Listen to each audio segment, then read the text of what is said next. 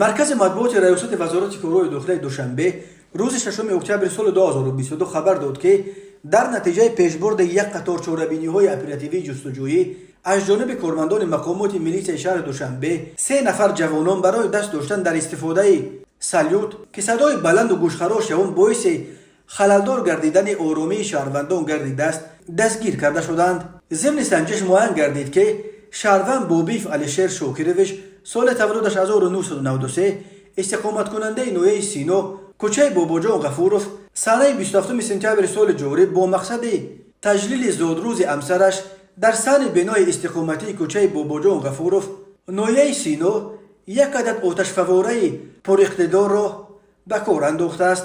در نتیجه سالیوت 2 مرتبه ترکیده است که در وقت شبانه شهروندان را به تهلکه آورده آرامی جمعیت و ترتیبات ساکنان منطقه را خللدار نموده است. وابسته به حالت مذکور نسبت به علیشیر بوبیف طبق طلبات ماده 237 قسم 1 کودکس جنایتی جمهوری تاجیکستان با اتهام افباشی پرونده جنایتی آغاز کرده شده نام برده در حبس پیشکی قرار دارد.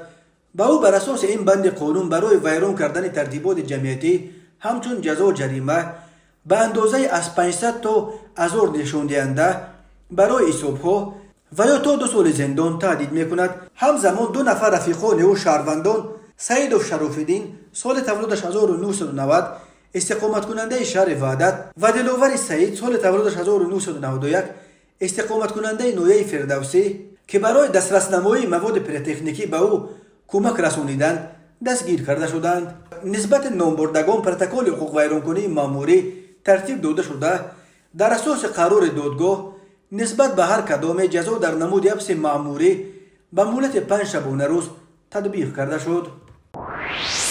مرکز مطبوعات وزارت کارهای داخلی تاجیکستان روز 6 اکتبر سال 2022 از بازداشت یک ساکن ناحیه رشت با اتهام دزدی تلفن در پایتخت خبر داد.